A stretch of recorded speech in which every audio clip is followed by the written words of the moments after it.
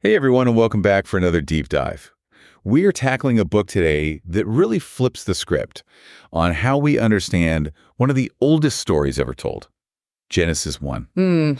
We're diving into the lost world of Genesis 1, ancient cosmology, and the origins debate by John H. Walton. Okay.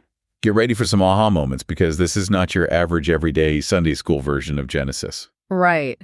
What I think is so fascinating about Walton's approach is that he doesn't try to force Genesis into some kind of like modern scientific mold, Right. which a lot of people try to do. Yeah. He's really more about taking us back in time and showing us like how people in the ancient world actually understood the cosmos. Yeah. And that, I think, changes everything. Well, and that's, I think, one of the things that makes this book so fascinating is he brings up this idea of functional ontology. And I know that sounds complicated. Right. But it's really pretty straightforward once you kind of wrap your head around it. So what is functional ontology? And more importantly, why should we care? Well, you know, it's funny you should use that word, functional. Because think about it this way. Imagine you walk into a company's office. What is it that makes that company real? Is it just the building itself, the desks and chairs?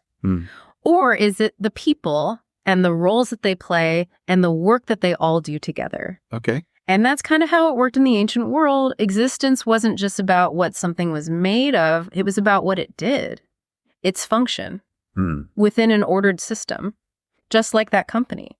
So instead of asking, what is the universe made of ancient people, we're asking, what does the universe do? Yes. And more importantly, what does it do for us? Exactly. And this is where I think it gets really wild. Okay.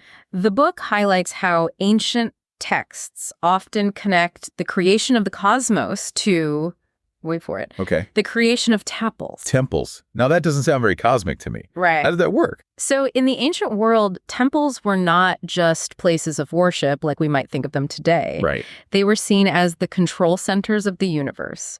They were places where the gods resided and ruled from. They were like the ultimate seat of power where divine order was established and maintained. Okay. So by connecting creation to temples, Genesis is hinting at, I think, a much grander purpose behind it all. So if Genesis 1 is more about the function of the cosmos than like the physical stuff it's made of, does that mean that it's not a scientific account at all? That's a great question. It's not science as we know it today. I mean, it definitely reflects an ancient understanding of the natural world. Okay. But Genesis is primarily concerned with God establishing order and function. It's about him giving the universe meaning. Right. Not just assembling a bunch of particles. Okay, so let's ditch our telescopes and microscopes for a minute and put on our ancient cosmology glasses. I like it. And let's walk through those famous 7 days of creation and see how this whole functional perspective changes things. Okay. Now, I've always been a little fuzzy on day 1. God creates light. Right. But what about the sun? That doesn't come until day 4. Yeah, and that's where paying attention to the wording is so important. Okay. Because God didn't create light as like a material thing on day 1. He created a period of light separated from darkness. It's like he was setting the stage before the actors arrive. He established time. Okay. A fundamental function for us humans, not photons or electromagnetic waves. It's like setting the clock before you build the clock factory. Exactly. Okay, that's a game changer. Okay, then comes day 2 and that infamous firmament. Yes. I will admit this one always kind of went over my head. Yeah, the firmament can be a head scratcher. Yeah. But if we want to understand it like the ancients did, we've got to shift our perspective again. Forget about trying to figure out what it was physically. Like, was it a solid dome? Was it a layer of the atmosphere? Right. Who knows? It doesn't really matter. Instead, focus on its function to control those chaotic waters and establish a stable environment. In other words, to establish weather. So instead of some impenetrable dome holding back a cosmic ocean, it's more about God establishing the natural cycles that we rely on. Rain, sunshine, wind, things essential for life. Exactly. And, you know, this whole emphasis on weather and its importance for human life wasn't unique to the Hebrews. Okay. A lot of ancient cultures had myths about gods or heroes who brought order to the chaotic waters, established the seasons, and made agriculture possible. It's so fascinating to me how these ancient stories, even from completely different cultures, all share these common threads. It is fascinating. So we've got time, we've got weather. What about day 3? God creates land and plants, right? He does, but again, it's all about function. So God takes these already existing elements of land and water and sets up the cycle of food production. He separates the waters from the dry land, establishes vegetation. All these actions are about ensuring a functioning ecosystem that can support us. Think of it as God laying the groundwork for agriculture, another cornerstone of human existence. It's amazing how even the order of creation in Genesis starts to make sense when you view it through this functional lens. Days 1 through 3 are like laying the groundwork for human life. Time, weather, food. It's fascinating, isn't it? Yeah, but what about the rest of creation? The stars, the moon, the animals, where do they fit into this grand scheme? That's where days 4 through 6 come in. This is where God populates the world with what Walton calls the functionaries, the things that carry out those functions he established in the first 3 days. So instead of focusing on what the sun or the moon are made of, Genesis is more interested in what they do. Exactly. I mean, think about it. The sun governs the day. All right. Marking those periods of light and darkness, God established back on day 1. Okay. It's like a celestial timekeeper. And the moon and the stars, too, they're all about marking seasons. Okay. Providing a way for humans to track time, to organize their lives, to plant and harvest. It's like those signs and seasons mentioned in Genesis aren't about astrophysics, but about the rhythms of human life. Yeah. Agriculture, festivals, even just like the feeling of knowing where you are in time. It's about how these celestial bodies serve a purpose within the human experience. You got it. And it's not just about the sun and moon. Yeah. When Genesis talks about animals being created according to their kinds, it's not so much about their physical origins, but about their roles in the ecosystem. They're created to reproduce, to fill the earth, to keep this finely tuned machine of a cosmos up and running. It's like assigning different departments within a company, Yeah. each with its own tasks and responsibilities. Right. You've got your production team, the plants, your weather department, the firmament, your timekeeping crew, the sun and moon, and now your operations team making sure everything runs smoothly. Okay. That's our animal friends. I like that analogy. It really highlights how Genesis is presenting this model of a functioning system Right. with every part playing a vital role. Which, of course, brings us to the creation of humanity on day 6, Yeah. the pièce de résistance of this whole cosmic symphony. Yes, and here's where things get really interesting because unlike those other creatures, humanity is given a very specific purpose in relation to God and the rest of creation. Right. We're made in the image of God, given dominion over the animals. There's this whole different layer to our existence, wouldn't you say? Absolutely. While we're part of this functioning cosmos, Right. we're also given this unique role to represent God to the rest of creation. So we're not just another cog in the machine. We're given authority and responsibility. It's like we've been appointed CEO of this incredible cosmic corporation. It's a powerful image, Sure. and one that really sets Genesis apart from other ancient creation accounts, Right. where humans are often seen as subservient to the gods, just cogs in the machine, as you put it. Yeah, in those stories, it's like we're created to be the cleaning crew, Right. keeping the temple tidy for the gods. Yes. But in Genesis, it's like we're entrusted with running the entire operation on God's behalf. Huge difference. Huge difference. And it really gets to the heart of how the Bible understands humanity's place in the world.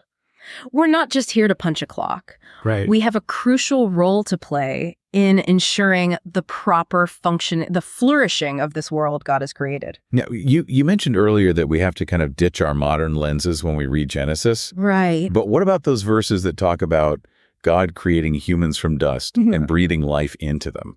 Doesn't that sound like a material description? It might sound that way to our modern ears, but when you place those verses alongside other ancient creation accounts, you start to realize that these materials are often more about symbolic meaning than like literal recipes. It's not about the specific ingredients, Right. but about the bigger picture they represent. Exactly. I mean, clay, blood, tears of the gods.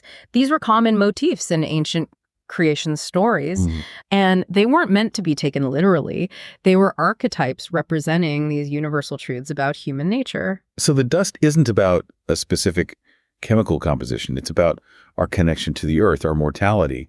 And breath, that's not just about respiration. It's about the divine spark within us, our connection to God. Precisely. It's about this beautiful, profound interconnectedness of all things. Yeah. Humanity drawn from the earth, yet infused with the breath of God. It's a concept that transcends time and culture. Okay, so I've got the cosmos up and running with all its functions and functionaries in place, which brings us to day 7. And Yeah. God rests. I have to admit, this one always seemed like a bit of an anticlimactic ending to me. I'll admit, I always kind of pictured God like kicking back with a glass of lemonade after like a really intense week of, creating the entire universe. Right. But knowing what we know now about ancient cosmology, I'm guessing it wasn't that simple. Not at all. You see, in the ancient world, divine rest, it wasn't about kicking back and relaxing. It was about a king taking his throne, a general establishing his headquarters. It signified the beginning of active rule, not a break from it. Hold on. So you're saying God resting on the 7th day is actually about him setting up shop, ready to rule over this incredible cosmos he's just created. Now you're getting it. And remember those temples we talked about? Right. They weren't just places of worship. They were seen as the control centers of the universe. Yeah. So imagine this. God, having ordered the cosmos, now enters his cosmic temple, the universe itself, and takes his place as king. Wow, that paints a whole new picture of day 7. But if the universe is God's temple, where exactly is his throne room? That's a great question. And it's a question that has, captivated theologians for centuries. Right. But if we're following Walton's line of thinking here, it suggests that God's presence isn't confined to a specific location, like a gilded throne in some, distant corner of the cosmos. Mm-hmm. Instead, his presence permeates everything. So it's less about a physical throne room and more about his presence, like upholding those functions he established, Yes. sustaining that order he brought into being. Exactly. And this is where things get, I think, really, really exciting, because it means that creation isn't just something that happened way back when. Right. It's an ongoing process. Mm-hmm. God isn't finished with the world. He's still actively involved day after day, sustaining its very fabric. That's an incredible thought. This whole time, I saw Genesis as a story about the beginning, but it's also about the present and even the future. Think of it this way. Every time you see a seed sprout, a bird take flight, a sunrise, those are all expressions of God's ongoing creative power, his commitment to maintaining this incredible functioning cosmos that he's put in motion. Okay. Mind officially blown. Good. This has been such an eye-opener for me, and I hope for our listeners too. It's made me realize just how much my own understanding of Genesis was shaped by my modern perspective. Right. And honestly, it's so much richer, so much more profound when you view it through this ancient lens. I completely agree. It's amazing how these ancient stories, when we take the time to really understand them, can still speak to us today, offering these new layers of meaning and insight. Absolutely. So to everyone listening, the next time you look up at the night sky or feel the sun on your face, remember, you're not just looking at a collection of objects or experiencing a weather pattern. Right. You're witnessing God's ongoing creative work, a symphony of function and purpose that began with a word and continues to echo through time. It's amazing. And that, my friends, is a wrap on another deep dive.